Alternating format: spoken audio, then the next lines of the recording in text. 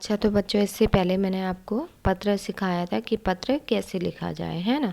तो आगे इससे संबंधित कुछ और जानकारी है वो मैं आपको बताना चाहती हूँ। उसके बाद में डायरी कैसे लिखते हैं वो मैं आपको बताऊँगी, ठीक है। पत्र में हमेशा बोलचाल की और सरल भाषा का प्रयोग करना चाहिए। जब भी हम पत्र लिख रहे हैं तो उसमें कठिन भाषा का प्रयोग नहीं करना चाहिए। दूसरे नंबर पर है, पत्र में आवश्यक बातें ही लिखनी चाहिए। उसमें फालतू की इधर उधर की बातें ज़्यादा नहीं लिखनी चाहिए। और पत्र का रूप हमेशा संक्षिप्त होना चाहिए। उसमें भाषा सरल हो और संक्षिप्त हो पत्र, ठीक है।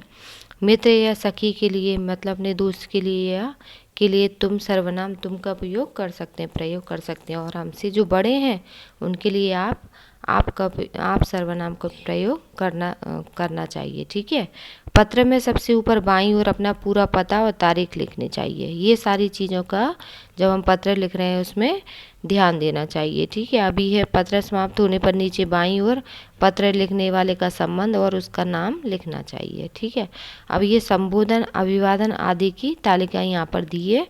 तो पत्र का प्रकार क्या है और उसका संबंध किस प्रकार का पत्र है, अभिवादन किस तरह से करना चाहिए और उसकी समाप्ति पर हमें क्या लिखना चाहिए। तो जैसे ये व्यक्तिगत पत्र है, मान लो, ठीक है। अगर हम व्यक्तिगत पत्र लिख रहे हैं तो पुत्र पिता को लिख रहा है, ठीक है।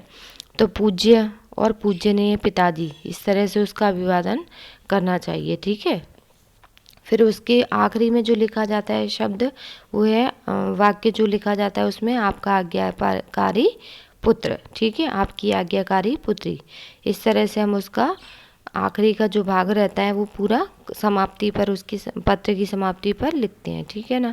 अब आगे है, इसमें व्यक्तिगत पत्र में पुत्र माता को लिखता है तब पूजनीय माता जी, पूजनीय पिताजी, इस तरह से वाक्यों को लिखना चाहिए शुरू में अभिवादन करने के समय, ठीक है। छोटा भाई बड़े भाई को लिख रहा है तो आदरणीय भाई, और बड़ा भाई छोटे भाई को लिख रहा है तो तब चिरंजीव लिखा जाता है। इस तरह से ये जो सारणी दी है इसमें पूरा इसमें लिखा हुआ है कि कौन से वक्त हमें किस चीज़ का प्रयोग करना चाहिए, कौन से वाक्यों का प्रयोग करना चाहिए, ठीक है। और पत्र की समाप्ति पर हमें क्या लिखना चाहिए।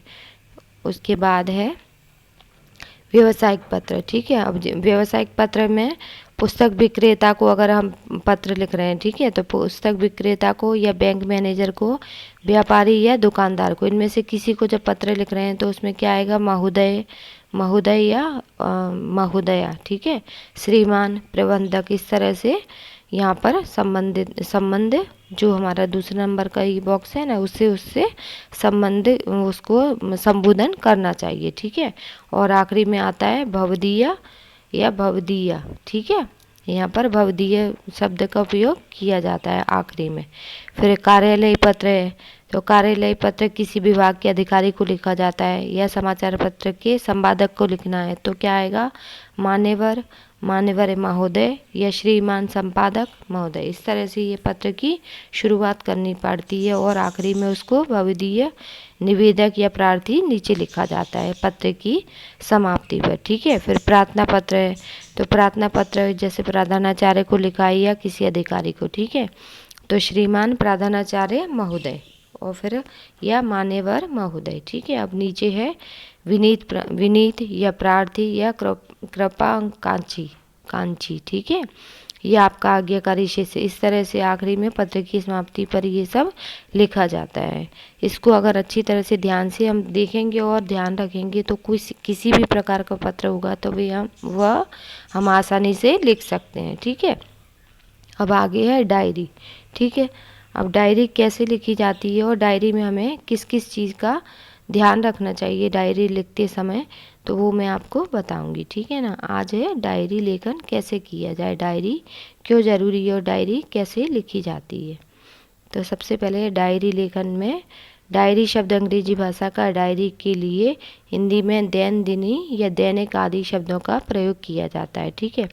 डायरी में निजी जीवन में प्रतिदिन घटित घटनाओं का लेखा जोखा रखा जाता है, मतलब जो हमारे दिनचर्या उसका लेखा जोखा डायरी में किया जाता है। डायरी पढ़ने से किसी व्यक्ति के जीवन में घटित घटनाओं, कार्यों या तथ्यों की जानकारी हमें प्राप्त होती है, ठीक है। व्यक्ति घटित घटनाओं के साथ साथ अपने मन में उठी प्रक्रियाओं की अभिव्यक्ति भी अंकित करता है। मतलब जैसे हमारे मन में जो विचार उठते हैं तो उसे हम डायरी में लिख सकते हैं। उसमें वे अपनी प्रतिक्रियाओं की अभिव्यक्ति भी डायरी में कर सकते हैं। उसमें वैयक्तिकता होती है। डायरी प्रतिदिन, साप्ताहिक, पाक्षिक अथवा मासिक लिखी जा सकती है। मतलब रोज लिख सकते हैं, सप्ताह में एक बार लिख सकते हैं, या उससे भी ज़्यादा दिन में लिख सकते हैं। परंतु डायरी लेखन की विशेषताएं, मतलब डायरी लिखने की क्या विशेषताएं हैं। तो डायरी लेखन में क्रमबद्धता हो। मतलब डायरी जब हम लिखते हैं तो रोज़ लिखनी चाहिए, क्रमबद्ध तरीके से उसको लिखा जाए। फिर है इसमें लिखा गया विवरण संक्षिप्त, सारगर्भित तथा वास्तविक हो। इसमें जो हम लिख रहे हैं विवरण, जो बातें लिख रहे हैं वो संक्षिप्त हो, सारगर्भित हो मतलब सार की हो, तथा वास्तविक हो। डायरी लेखन बनावटी बातें उसमें नहीं होनी चाहिए। डायरी लेखन में स्थान, तिथि, घटना तथा तथ्य का स्पष्ट रूप से उल्लेख होना आवश्यक है। डायरी में जो हम लिखते हैं उसमें जगह, तिथि माने तारीख, और घटना माने जो घटना है वो उसका स्पष्ट रूप से उल्लेख होना चाहिए।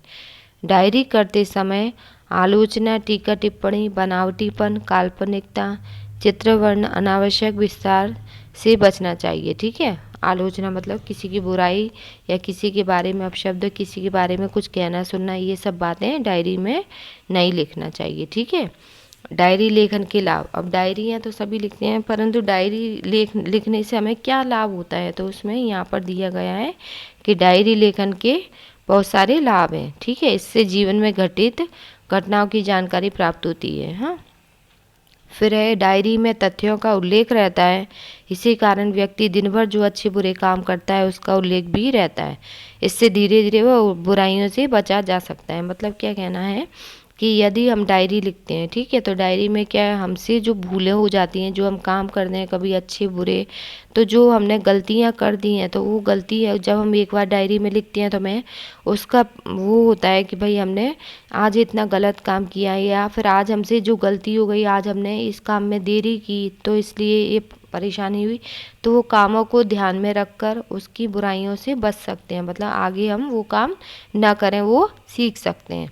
डायरी ऐसा दस्तावेज है जिसे पढ़कर किसी व्यक्ति के जीवन के पिछले अनुभवों तथा घटनाओं की जानकारी और वह भी संबंधित व्यक्ति के शब्दों से में प्राप्त की जा सकती है। मतलब डायरी एक ऐसा कागज़ होता है, ऐसी डायरी एक ऐसा पेज है व्यक्ति के जीवन से संबंधित ऐसी जानकारी है जिसके जिसके माध्यम से हम उसके जीवन के बारे में सब कुछ जान सकते हैं, उसका अनुभव जान सकते हैं, है ना। फिर है डायरी लेखन के उदाहरण। यहाँ पर एक डायरी का उदाहरण दिया है कि डायरी किस प्रकार लिखते हैं और कैसी होती है। ठीक है। अब अपने नए विद्यालय के पहले दिन की घटनाओं को अपनी डायरी में लिखिए, ऐसा ये प्रश्न है। तो कैसे लिखेंगे इसको, तो आज नए विद्यालय में, तो जैसे मान लो चलो मैं ये डायरी लिख रही हूँ, इसमें टॉपिक क्या है, क्या दिया है कि अपने नए विद्यालय के पहले दिन की घटनाओं को अपनी डायरी में लिखिए। ठीक है। तो ये 7 अगस्त 2010 में लिखा गया है, ये एक उदाहरण है। ठीक है ना।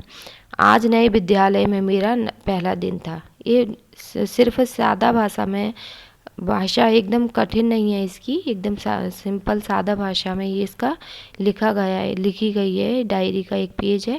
आज नए विद्यालय में मेरा पहला दिन था। मन में भिन्न प्रकार के विचारों की उथल पुथल वाला माहौल था तथा अनेक अजनबी अनजानी आशंकाएं अनायास ही मुझे डरा रही थी। ठीक है। 9 बजे पिताजी के साथ मैं अपने नए विद्यालय आदर्श मंदिर पहुंचा। मतलब वो अपने स्कूल का नाम बता रहा है कि वह नए विद्यालय में पहुंचा जिसका नाम आदर्श मंदिर था।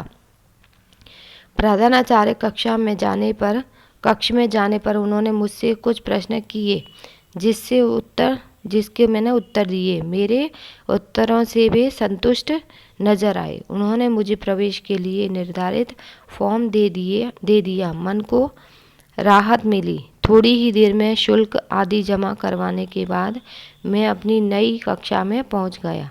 अपने नए अध्यापक, अपने नए दोस्तों और आचार्य से मिलकर ऐसा नहीं लगा कि मैं नए विद्यालय में आ गया हूँ। मतलब हम जो महसूस करते हैं, जो समझते हैं और जो हमारे साथ होता है, हम वही सब डायरी में लिखते हैं। और डायरी का फ़ायदा बहुत होता है, इसलिए हमें भी डायरियाँ लिखनी चाहिए। ठीक है। अब ये आगे है वार्षिक परीक्षा के एक दिन पहले पूर्व के अनुभव को अपनी डायरी में लिखिए। ठीक है, वार्षिक परीक्षा जो आती है, फाइनल एग्जाम, उसके बारे में लिखा गया है। ठीक है, तो कल वार्षिक परीक्षा का यहाँ पर दिया है, कल वार्षिक परीक्षा का पहला दिन है, रात्रि के 1 बज गए हैं। ठीक है, तो बच्चों को क्या है, जब परीक्षा होती है तो भी बेचैन हो जाते हैं, है ना, मतलब उन्हें चिंता लग जाती है कि उनकी परीक्षा कैसी जाएगी। तो उन्हें क्या, उसमें क्या लिखा है कि कल वार्षिक परीक्षा का पहला दिन है, रात्रि के 1 बज गए हैं, परंतु नींद नहीं आ रही। कल विज्ञान एवं और टेक्नोलॉजी विषय की परीक्षा है। यद्यपि सब कुछ दोहरा लिया है, या तथापि मन में अजीब सा भय है। अचानक पिताजी मेरे कमरे में आ गए, मुझे जगा हुआ देखकर बहुत ढांढस बंधाया और बिस्तर पर लेटने को कहा। फिर बत्ती बंद कर बिस्तर पर पड़े पड़े ही बिस्तर पर पड़े पड़े ही नींद नहीं आ रही थी। मतलब पिताजी ने कहा कि सो जाओ, परंतु उसे नींद नहीं आ रही थी। पिताजी के चले जाने पर टेबल लैंप जलाया और पुस्तक के पन्ने पुनः पलटने लगा। मतलब उसे अधिक चिंता हो रही थी, इसलिए क्या है कि उसने फिर से पढ़ना शुरू कर दिया। थोड़ी देर में थक कर बिस्तर पर पुनः लेट गया और न जाने कब नींद आ गई। मतलब इस तरह से उसने अपने जो जीवन में जो उसके साथ हुआ वो है यहाँ पर बताया है, लिख कर दिया है, डायरी में लिखा है। ठीक है, तो इस तरह से हम अपनी डायरी लिख सकते हैं, हमें भी डायरी लिखनी चाहिए। ठीक है।